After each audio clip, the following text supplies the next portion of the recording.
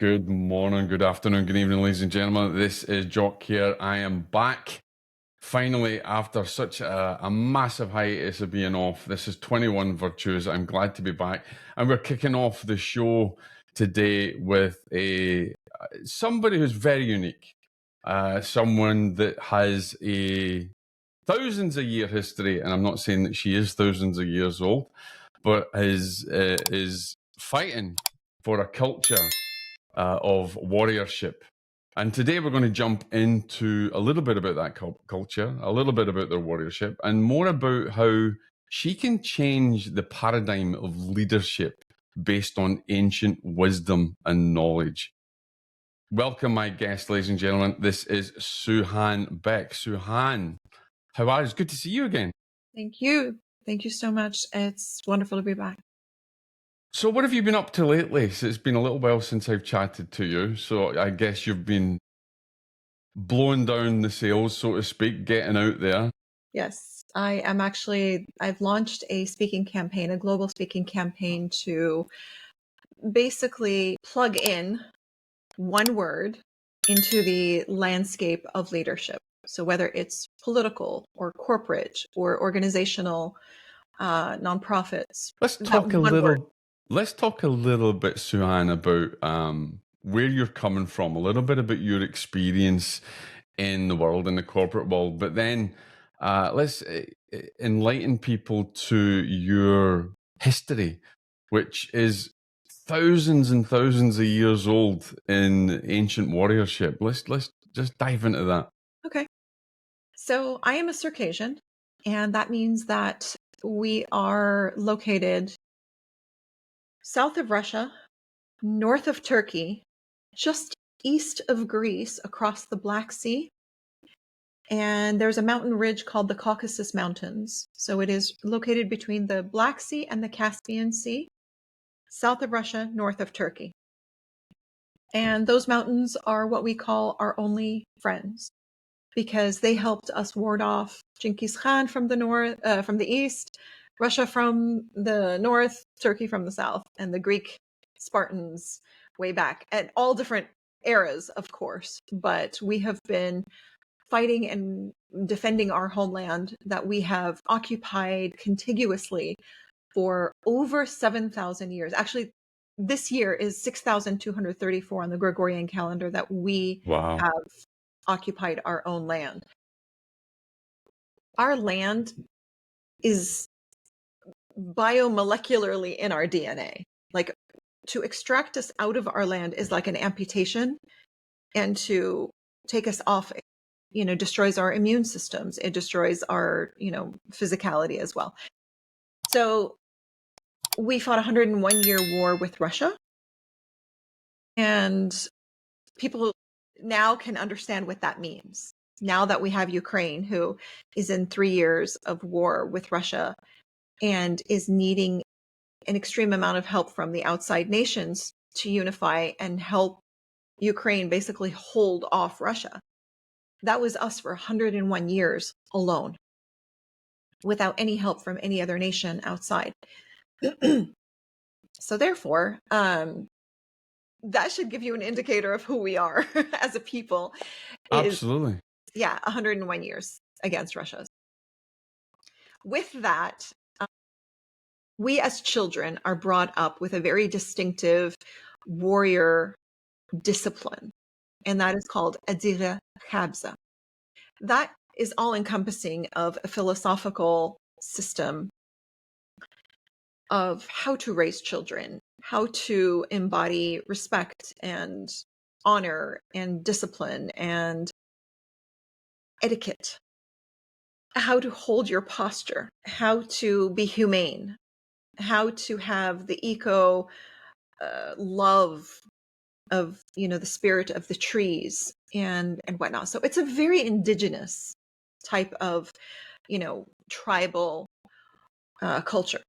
So with that, even as we were dispersed around the world, from Europe to the Middle East, as far as Australia, the United States, we stayed within our cultures and in a very ethnocentric protection bubble. And what ended up happening is that we have, for hundreds of years, basically maintained that Adiga Khabza, and we are fighting for our language and maintaining it, even though in some countries that we went to, they made it illegal to use any other foreign language. Like, for example, in the 1920s, Turkey squashed any private schools of teaching the Circassian language. That happened in Syria, that happened in other countries as well. And so when they bring in a group of immigrants, they want them to assimilate so quickly. They want to make sure that there is no difference in variations. So they accept them, but conditionally, they want them to assimilate quickly into their own native culture. So despite that, we still were able to save and maintain our identity, our brand, our all of that in our language. Even though the language is listed on the UNESCO's heritage of endangered species languages. So now there is a resurgence and a renaissance online. And because of COVID, like, so many online schools opened up in order for us to resuscitate our language. And the new generation is doing a phenomenal job. We've always maintained our beautiful dances and music, but now the language is coming back. And so that's where we're at. And there's still about 6 to 8 million of us around the world. Wow. Primarily. And you know, that sounds a lot, but it's not really when you think about kind of distribution throughout the world. You're really a small indigenous culture, and that was almost forgotten about and tried to, and as you mentioned, held back. And and obviously Russia trying to destroy elements of that culture. So right now we're in another war, and that is the war of memory. Yeah, exactly. And, they don't want anyone to know that, the small little indigenous tribe basically fought off the Russian Empire for 101 years. I mean, that's kind of embarrassing for the Russian Empire. So it is. And me talking about this, like, I could easily get, disappeared for saying these things right now. So, I will not commit suicide. Anyone that hears this, and if, there's a random thing that, Suhein Beck committed suicide and she jumped off the 7th floor of a hotel. Please know. Well, you're not in Russia or any of them countries anymore, so it's a bit harder for them to reach you here, to get to you here. So let's hope that you're. But they do. No, they do. They have agents. Yeah, I know they do. They did that in London, actually. But we'll So what has made you pick up your sword and your shield to make this noise, to actually to do this work that you're doing? And before we get into the boardroom and how you're utilizing these warrior values, why you, Suhein? Why have you decided to kind of fight for this cause and become the voice? I mean, essentially become the voice for the Circassian nation. There are many academics and scholars that, are far above and beyond me in that realm. But for me, honor is our platform as Circassians. Like, everyone, equates Circassians with honor, courage and honor. Those are our so-called characteristics. Like, even in the Encyclopedia Britannicas, as growing up, that was the one thing that they would pick up on. To me, truth equates with honor. So I'm fighting for our truth. I'm fighting for that. So even though we may never achieve that goal of reclaiming our land of Circassia, we deserve our truth. And the truth is who we are, how we fought on such a noble level, with a code of honor, with, the warrior code of honor. And this, this, Jock, because this is what you embody at 21 Virtues. Yes, absolutely. So how can I not? Like, I don't have a choice. Like, I have to do this. I'm not afraid of dying, but I am afraid of dying without having done this. Without having done your work. Let's talk a little bit about that code of honor, because obviously we understand the code of honor coming from samurai. We understand the code of honor coming from ancient knights, knights of the Round Table, that kind of thing. Let's talk a little bit about the Circassian code of honor. Where does it originate, and what is the kind of main top 3 elements of that code that you live by? The first thing that pops into my mind is respect, and earning respect on a continuous way every single day. And so, every action has to be justified. And will it retain the honor and the respect of our elders, our ancestors, our name? So there is that communal shadow, that is always our conscious, is always beating in our conscious. So respect, definitely, and that it has to be earned constantly. So respect is the driving force, whether it's through our elders or through our family relations as well. So that's, that. The secondary is courage. In order to fight for the cause, in order to fight for what you love. There's the ancient concept for us is that we don't hate our enemies. In fact, we honor them. Like, if our arch enemy shows up at our door, we are required to, graciously and generously, provide for them. So it's not out of hatred. It's out of, the best warriors fight for love. And we loved our land. We still love our land. Yeah. And so that in of itself, and to put it in perspective, that 7,000 years to be, in and bred into that land, we know every crevice of it. And the land is very fertile. The land is rich in minerals. The Bronze Age, the metallics, the weapons, all started from this region. So the best of the weapons were originated from, the minerals that were there. The hot springs that Pushkin and Tolstoy, they discovered in the process, and then they would go down there and do their writing, and they were fascinated with the Circassians, and so they wrote books about that. So the land is rich in of itself, and it's a beautiful, spectacular, magnificent area. So of course Russia wanted it, for their own, because everything else is basically Siberian, Go Iceland. figure, they want everything. Yeah. Wasteland. Yes. They want, the rest. So, the respect, courage, and valiant, and I guess that falls under courage, but basically that is what we strive for, to be the valiant ones, fighting for truth and justice and freedom. And you've brought this now, elements of this code of this code of the warrior from Circassia. You're bringing this now into, I don't want to just say the boardroom, because it goes beyond that, essentially. Bringing this into leadership in general, rather than just saying it's in the corporate world. Because, I mean, you've had 15 years in the corporate world, if I remember right. Yes. And you've learned an awful lot, but now you've seen, I guess you've seen the potential weaknesses that exist in leadership. So let's talk about how you're bringing this Circassian code of honor from warrior virtues into modern day leadership right now. Mm-hmm.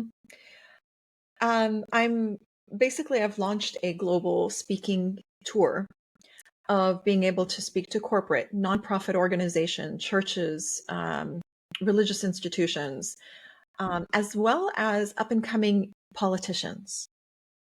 And so with that, my goal, and I do suffer from delusions of grandeur, is that there is an opportunity to reclaim that one word that I adore and plug it into this landscape. And hopefully by plugging it in, it basically energizes. Yeah. Let's remind everybody what that one word is for you. Honor.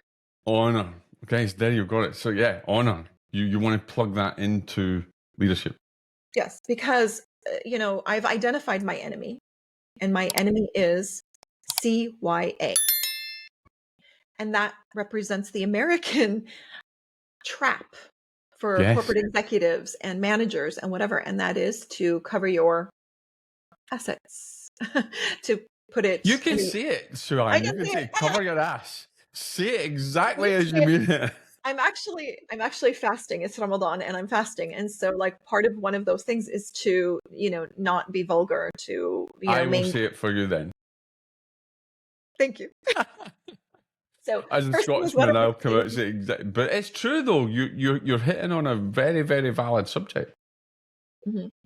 So if we are able to re-engage or resuscitate that word into the culture of leaders, into their own persona, their leadership style, that my code of honor, like I have to elevate myself above the code of ethics. Because if you think of it, a code of ethics is your bare minimum to meet what is legal and what is ethical in that specific industry according to that specific time. Because what was ethical 50 years ago is no longer ethical or considered important. So those standards are fluid. So what I'm proposing is that these leaders and these managers understand that these are the industry standards, whether it's product safety standards, whether it is regulations. Okay, these are the bare minimums. I, as a leader, will elevate and take you down, take it up a few notches. And my code of honor is here. That's what I'm proposing, is let there be a cushion there. In that cushion is where you will find the respect earned from your team. You will not gain the respect of your team when you are at the bare minimum covering. You need a cushion. There's a plus or minus error component to that. Let's do this on a mathematical level. If you are operating at the standards of American standards for manufacturing cosmetics, like I did with Alage, with my company, if I practiced at that level, there is not that error plus or minus give. So that if there is a mistake, oh, I met the regulation. Oh, well, that regulation is going to fluctuate. Well, maybe yesterday it did, but today it doesn't. So then you set up your entire proprietary manufacturing systems and whatnot to operate and produce at that level, and you are no longer. Haha. So you have And you've got to defeated. be able to flow. Everything's changeable, and things are changing all the time. And if you're totally rigid and not willing to flow and maneuver, and that's what we do as warriors as well. We have to be in the flow to be able to counteract anything that comes towards us. Right. As a leader, your most important part of your leadership style is to be able to have that code of honor above and beyond, so that the people behind you standing for you are proud of you, that we're not operating on this level, we're on this level. Especially this new generation, they want purpose, they want meaning, they don't want that corporate corruption and scandal, and they don't want to be associated with that, because their resume is going to have those trail of destruction carried with them. Yes. So, it's that forward thinking of long term. And I think America especially is very short-sighted, whether it's the military or whether it is, and I know this because when I started my company Alage, I was mentored by the SBA, the US Small Business Administration, and the SBDC, the Small Business Development Center. Great resource. As part of your preliminary building your business plan, they literally teach you, do this with an exit plan in mind. What? This is not a concept that the European companies, when their entrepreneurs are building something, they're not building it with a 5-year exit plan in mind. That's a very American short-sighted concept. All right, take it public, sell stock, retire. Get out. Become a serial entrepreneur, onwards to the next one. So again, that, reciprocates or recycles that constant serial entrepreneur mindset, rather than building a legacy, something that endures, your generation. And loyalty there, there's no loyalty, and that goes against the grain of warrior virtues. Exactly. So it really is long-term strategy, and it embodies so many different things. So it's a complete shift. Like, I try to sell it as subtle adjustments for the leaders so they're not intimidated. But if you really why do you think, Suhein, that leaders, especially here in the United States, have these weaknesses. Where do you think this lies? The instant gratification. Mm-hmm. That Like is, the Keurig, as I call the Keurig effect. You just want to put the coffee in and pull it out and it's done. yeah. And it's the Band-Aid approach. It's the, the non-holistic, any kind of healing has to be holistic, and it's, small degrees over a long period of time. So And I no, think there's also an element of being an ostrich, just putting your head in the sand and not thinking it's ever going to happen to you. definitely, definitely.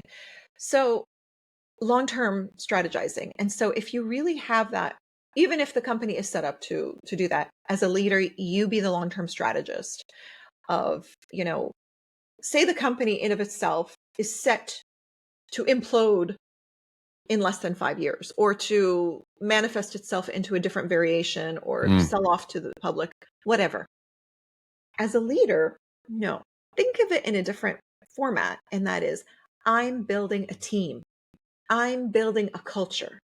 So whatever happens to this company in its current infrastructure or structure, I, as a leader, own the infrastructure. So take it into that level of like, okay, whatever happens, this team is mine. This culture is mine. I'm building the personality of this company through my code of honor, through my purpose and whatever. And that's the buy-in. Well, I hate using these words because they're so cheap.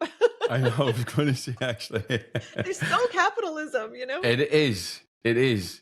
And do you think that leadership is ready for these changes? Because often we find that they'll say they are, but they don't embrace it. And especially when it comes down to people, I know what people are like. There's an idea, like, for instance, they watch a samurai movie, or they learn about samurai culture and warriorship, and they want to embody that. But there's a difference between doing it in your mind and actually carrying this out. How do you envisage getting them to make that shift? That's a painful question. I know, that's why I asked it.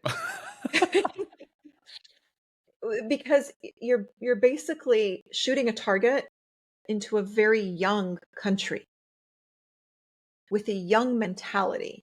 It's an immature psychology. It's the wham bam, thank you, ma'am, quickie culture. It is a quickie Why are you culture. It championing is. this? I know. I'm teasing you out here, but it is a quickie culture, and maybe there's an element that we don't have enough maturation. We don't allow things to mature enough for people to get their wisdom Yes. and to learn from these warrior values. Yes. So to give you an idea, in order for me to launch this global speaking tour, it took me 2 years to position this platform in such a way that it is, true to the mission and the objective that I have, that comes from my soul, my core, versus making it marketable to the American, buyer, who is the conference meeting planner. I think as well as, how do you, everybody in America is gung-ho America, right? And I think this is great how there's a patriotism there. But how do you get from where you are, bringing this ancient warrior virtues from a potentially destroyed culture as it was, not now because it's coming back? How do you bring that into the American corporate world or the American leadership way and By say, reaching out to great take our podcasters values like from you. here? What was that? Because Good answer. podcasters like you Yeah. are deep. You embrace true conversation. And this Yes. is new. This is new.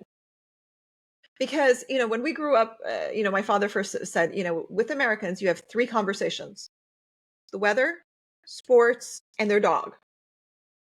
Like, those are the 3 things you're allowed to talk. Never talk politics, never talk religion, never talk philosophy. Like, those are not, things that you can talk about with an American.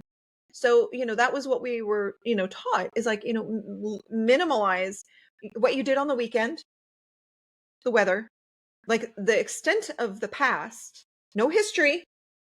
Don't do a history lesson. Just past the weekend. If not the weekend, the weather. If not the weekend, their dog. That's it. The superficiality on that level. So now with So true. podcasting, It's so sad, but it's so true. It such is. a simplistic, Yeah. explanation. Whereas, like, say for example, you want to describe the Russian culture, and this is stereotyping. Forgive me, but it still is true. Okay, whether it was the communist era or until now, if you want to describe a Russian, they're walking on the street with a book, a bottle of vodka, and a bouquet of flowers. They love their bouquet of flowers. And that bouquet of flowers represents the last of a living soul. Wow. The book and the bottle are their escape. Because Russians are so literate. And there's the highest level of alcoholism as well. So it's dangerous to get too literate. So then the alcohol numbs them down, and those flowers represent the last of beauty that they can hold in their hand. Whew, that was deep. That was the first time I put those all together, but basically that's that. That's so true, though. Utilizing that analogy and as a metaphor as well. I get it. Mm-hmm. So now these podcasts, and I commend you for such an incredible, podcast. And remember, I chased you down. I was the one that wrote you the most exhilarating, you need an Amazon on your podcast. That's true, you did, because we approach it from this warrior value side of things. I remember when we connected, and you were on my other podcast on optimizing human potential, that we spoke more about the spiritual values and things like that. But this is more these warrior values that we bring into life, and I espouse that. I mean, essentially, yes, you do. It is. There's so many people trying to get on and have conversations on 21 virtues, but their conversations are just kind of all about them and not really deep. That's not the deep conversation that we're looking for. This is meaningful, and it potentially can be transformative for people who are listening to it. Right.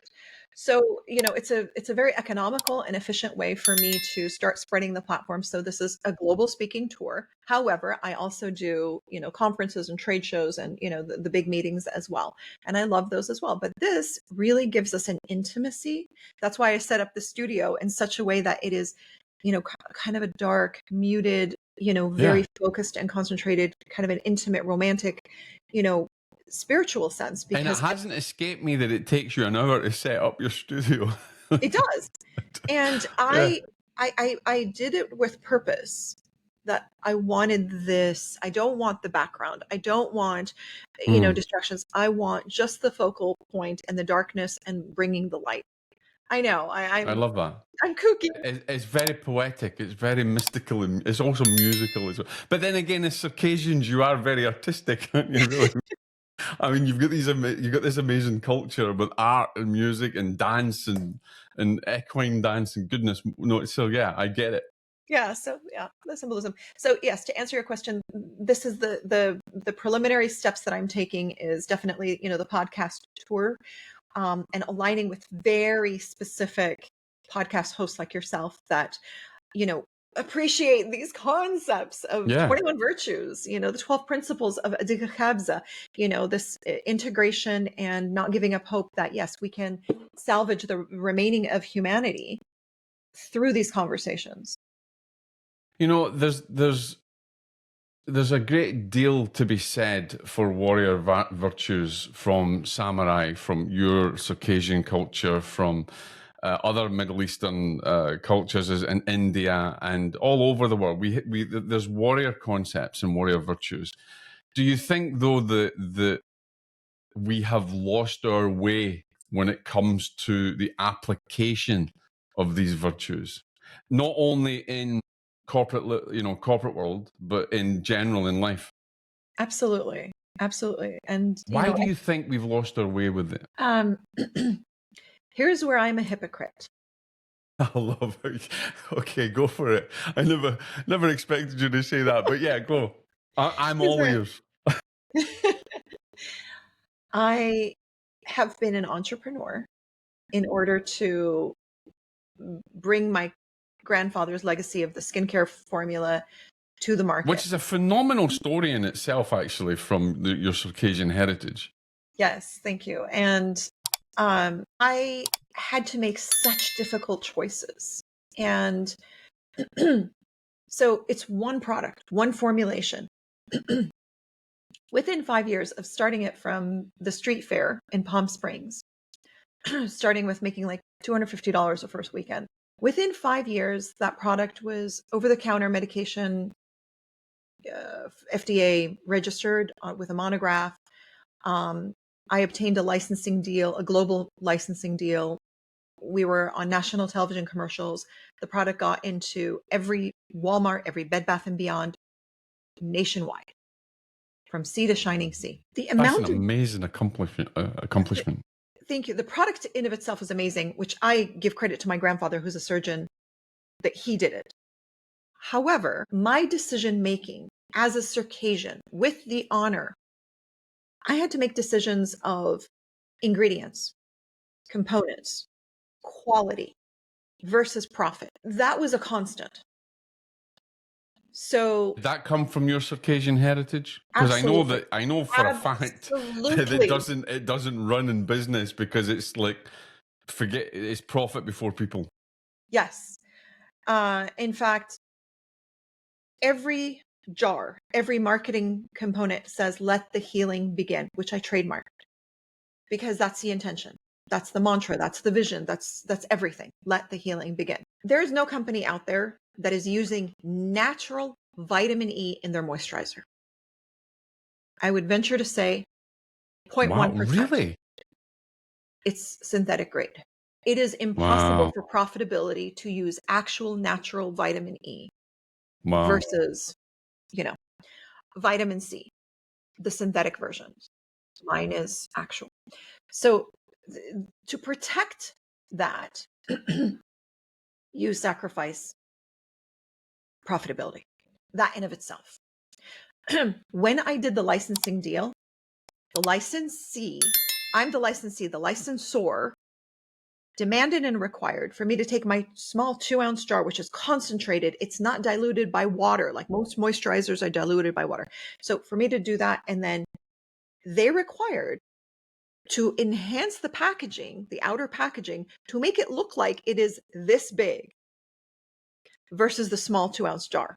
Right. That is a complete deception. And I didn't have control over that decision. I lost the decision-making ability because I licensed. So they were responsible for the exterior marketing and the distribution and, That all of went that. against your warrior virtues.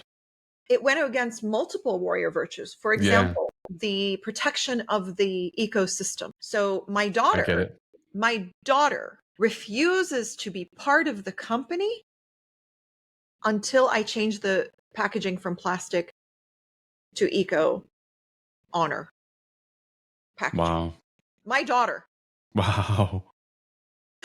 So to give you an idea, like how deeply ingrained this is, Yeah. she refuses. And she would be a phenomenal CEO. She's like, nope, not until you change the packaging. She has the opportunity to take my And company. you're tied because you licensed it. So you're kind of fighting upstream. Right. Well, crazy thing happened is that I caught the licensee in a compromising position where they compromised confidentiality to a multi-level marketing shyster.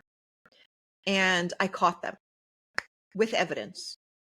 Wow. And I was able to issue them a cease and desist order on the spot and pull out of that contract. So after I got a taste of what they had done, Right. and it was great because we got the national television exposure, the global impact. Yeah. We got into all the stores, hundreds and thousands of jars, were in the hands of, Americans all over at their, tab. They paid for it. But then I had to pay for my daughter blowing up at me and never forgiving me for allowing the package to be deceiving and manipulative and like triple in size, Right. just to sit on the shelf with all the other competitors. Right. So imagine that level of like morality and, Mhm. and whatever from my daughter. So again, these are the decisions that, and I claim myself as a hypocrite. Like I didn't have a choice. I allowed that to happen in that, Do you and think you were driven a little bit by the ego then? no, it wasn't ego. It was exhaustion, because I had, brought this baby up to this point, and then they were like the surrogate parents, and this is how they romanced me. And they were like, you've raised the child. Now we're going to take your child to Harvard. Those were their actual words. Promises. So, of course, I was seduced. But I was seduced in a moment of weakness where I was physically, mentally exhausted from being an entrepreneur with no financing, nothing, completely on my own, and not selling out. And I did get an audition to Shark Tank, and I got accepted to be on the show. I have the Wow. email. And at that moment where I was sending in the last video for them, the guy that was doing my video was like, why are you doing this? Like, why don't you just go with a licensing deal where you don't have to give a percentage away of your company? Yeah. But you And I was like, already had the bad taste in your mouth from that. yes. So then I did the licensing deal instead, where I take a smaller percentage of each Right. sale versus the lion's share, as well. So there is no such thing as lion's share unless you are the investor. Yes. But anyway, so I chose a small percentage. The problem was obviously when I went in, Walmart, they lowered the price. Well, with my vitamin E and my honey and, all the quality and the almond oil that I get from Europe, like I know It's who expensive. Yeah. I know who my suppliers are. I look them in the eye, they look at me, we handshake, they're very honorable. Yeah. I know who my suppliers are. I know So how there is this theme of honor all the way right through. yes. And so I had to fight, and I did. And I fought for my rights back for my company, pulled it through, had to wait for all the inventory to be liquidated out of all of the retail in order for me to come back, resuscitate my company from all over again. It was exhausting. So again, that concept of honor, and my grandfather's picture is on every jar with his full Circassian name, Shahaluk. So, I've reduced my name to Beck, you're welcome. I was going to say that. Versus, with him, I wanted to honor him. And so I put his picture, his full name, and the mantra of let the healing begin. So that's the driving force. But again, this is me being vulnerable with you and truthful that I am a hypocrite. I allowed that to happen, and I lost my daughter's respect as a result of that. But you know what? I think there's a great lesson here for all leaders as well. Is that there's a power in your vulnerability, and that is important to recognize that. Yeah, I'm almost at tears. Yeah, it definitely is a power in your vulnerability. And here's the thing: is you're not coming. I think you've heard me say this before. I have a saying that I use all the time: is that experience trumps theory every time. Whether you're in academia, anything else, the experience that you have trumps a theoretical or a hypothesis. So you're coming from experience in that vulnerability and saying, hey, I made the wrong decisions, but through this code of honor, I have not only fought my way back, yes, but now I'm helping to transform various aspects of not only my company, my life, but and hopefully this is what I'm going to share with you, you, the audience. Yes. So the regulations in the United States, for example, like they're at the bare minimum. And that was a learning process with me. It's like, okay, so this is the bare minimum. I need to rise above that just for that component of plus or minus error as well. So, when leaders are operating at the bare minimum, whether it's the code of ethics that industry standards, their policy procedures manuals, and their mentality of CYA. So between those three, they're barely meeting so there is no room for error. Errors will happen. So at that point, they're going to go below surface in terms of product safety standards and, doing a recall. So, there are so many case studies in business where companies opted to not do a recall when it was demanded upon them to do a recall. But what they did is they measured the liability of doing a recall versus hiring a PR company to recover that versus the few lawsuits that they would have gotten that they could have paid off through lawyers and making sure it doesn't go class action lawsuit. So, there's a certain minimum number, I think it's 21, to do a class action lawsuit. So they measure which is a bigger liability, the recall with the PR versus the individual lawsuits that we can keep off the radar by silencing them and paying them off. Yeah. It's budgeted into their corporate budgets at the end of the year. So that's my enemy. That's what I'm fighting off. And that's the short-sightedness of, American leaders. Wow. Delusional, aren't I? Well, I was going to say this is it's a hell of a quest that you've taken on board. It's not easy. You know what? But it's delicious. Yeah. I mean, you have to highlight the weaknesses as well. Obviously, you have to highlight their weaknesses. They have to, there's a real power as well. Awareness, having awareness. You can't change anything in life unless you have a deep awareness. You have an awareness of it. Without an awareness, nothing changes. So I think you're bringing an element of awareness to potential weak spots or weak areas that need to be addressed. Yes, I hope so. But, it's kind of like my company. Even if I am not financially on blipping on a radar of top 400, 500, Forbes list or whatever, that's fine. I have love letters from customers. I have love letters, like handwritten love letters. I have the respect of so many people, like you. This is valuable to me.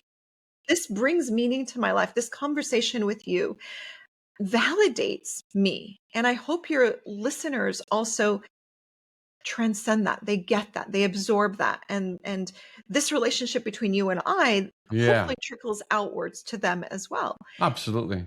And okay. I think you're also showing them elements of resilience and coming from that warrior virtue aspect. You're not only showing them resilience, but you're showing them honor. You're showing them respect. There's so much more goes into it, and I think that's where we've lost our way a little bit. This is, and it does take a voice to stand up. Okay. Have you got your hankies today? Your warrior is showing her true colors now. My apologies for anybody who's not watching this and you're listening to it. She's got the hankies out and there's a little emotion being shown at the moment, which is beautiful because it shows you where there's raw authenticity, and that's a power in itself. I take my hat off to it. Yeah. Anyway, next question. So, well, listen, as we're moving on, I mean, how you've now got this massive project to get out there and speak and try and turn the tide of disruption. I mean, you're a disruptor. You're trying to disrupt leadership in a positive way. Fighting CYA is really what I'm doing. Yeah, you are, and. So let's kind of finish off with this. If you imagine that you and I meet, we're walking down a path in a forest and we're just chatting, and I say, you know what, Suhein, it's been 7 years since we last met and spoke, and this is you 7 years down the line. What is it that's in your mind now that you're projecting that you can see that you have achieved in terms of that legacy that you leave? More love letters, multi-generational, so when I say multi-generational, someone from your podcast that said to someone else, like multi-generational, like of the immediacy of the ripple effect, have gone out and lived more courageously, made better decisions, were able to affect change, to not lose the respect of their daughter who wanted better packaging, So that's what I want. I want better decisions, long-term thinking, and to bring that word honor back and make it sexy and make it desirable. I love that. And make it the goal. instead of. And do you think that in that meeting then you would turn around and say, let me introduce you to my daughter who's the CEO? Yes. Oh, that would be amazing. Right. Yeah. I have two daughters. There's an amazing power in forgiveness right there as well. Yeah, no, I have, two daughters and an amazing son-in-law that I would like all of them to be, Wow. CEOs in, their different, realms.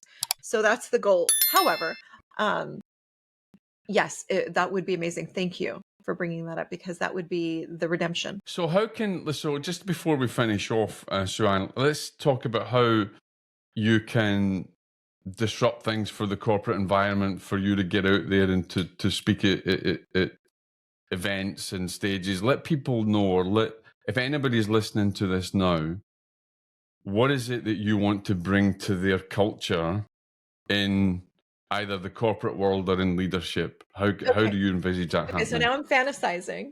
Okay, so this is That's good because you've got to dream big, ain't you, really? yes. So I finish a very engaging speech. And then I get swarmed by the people that come up to the stage afterwards. That's typical. Like they come, they want to meet you and, all of that. On stage, I have, those hotel carriers that you put your baggage and then they take the baggage. On that, I have hanging multiple Circassian costumes. And these people get the opportunity to come onto the stage, put a Circassian fascia on, and take a picture with me. And they do that, and they automatically lift their shoulders and their head up because they've seen the images of the dancers and the martial arts and whatnot. And that is the first impression they get of a Circassian is they hold themselves taller and stronger and bolder. And the minute that they put that on, they remember that and they push their shoulders back. And they do that. If that happens, I want to take a picture of it and send it to you. I would love that. That'd be brilliant. Because without saying it, I will have accomplished my goal. That's phenomenal. I love that. That's a stage. And they came in and they wanted to embody the spirit of Circassian warriors and Amazons. They wore the dress, wanted to take a picture symbolizing that graduation ceremony into that warrior spirit. Once they lift their shoulders and their head back up, then I will have known that they took on that leadership dignity pose. They will always physically remember that like I need to hold myself in the stance of Sheikh Shamil, Sheikh Murad, the leaders that we know, they fought Russia for 101 years. Yeah. So then I know that I would have accomplished my goal. When, that picture is taken and I send it to you, that is, wow. So whether it's next year, next month, or in 7 years, I love that. Those pictures you and I will share together as. And it's a beautiful analogy because it's almost a leader coming in and getting rid of the suit, getting rid of whatever they're wearing, and donning a traditional indigenous warrior culture, taking that on themselves and that persona so that they can share. I'm closing my eyes to picture this happening. They can share in that persona, and they can share in that culture, and not only that, they can learn what real honor is. I don't know how, but I want to make this happen, which means that like I have to travel with these costumes. Like I have to have multiple suitcases. I have to take them with me to, these locations and fly. But somehow I want to do that. So do you think and this is just another idea, just that as we're finishing off here, do we see it like a Circassian type leadership retreat in the midst where you'll take these leaders to a really nice area, and as you're mentioning this whole idea of this, they just have it in a retreat center, a retreat place, hotel with the garb and the costumes, and actually bring that culture to life for those leaders? That's what I could see for you. No words. You took my breath away. I'm really, Jock. You got me. Like that is above and beyond. Like, no, it's not above and beyond. It's doable No, and absolutely. workable. And yes. You think that that's very embodied and lived experience and totally raw and authentic, and they're going away from there, taking new tools, new virtues, new codes of honor Boot camp. into their leadership. Who wouldn't want that? Boot camp. Circassian boot camp. Circassian, I love it. Circassian boot camp. I absolutely love it.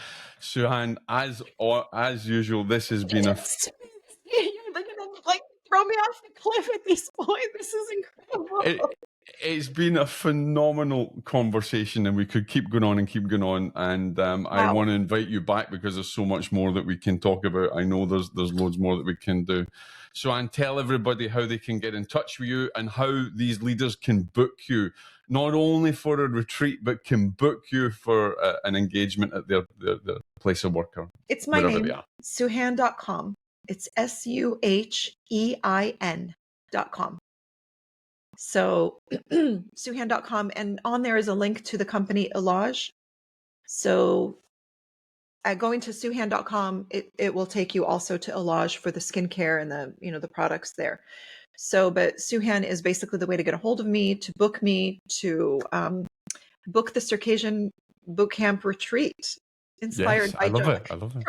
And in these show notes, ladies and gentlemen, I will put a copy of her show reel that's on there, which is actually really engaging to watch. I watched it this morning. You've just brought that out. It's very engaging. It's very good. So I'm excited for the future. I'm excited for the Circassian retreat boot camp that can happen. I will invite you as an honored guest to that. Okay? I would absolutely be honored, and I would love it. To speak about the 21 virtues. Absolutely. Absolutely. Like, we are just remember, brother and sister. You are my brother now. That's it. And we'll carry these virtues forward. We carry our warrior virtues in our hearts, and we share them with the world, because each virtue can be a transformational experience in life. Suhein, thank you for being with me again. It's been phenomenal. Exhilarating. Thank you. God bless, my friend. God bless.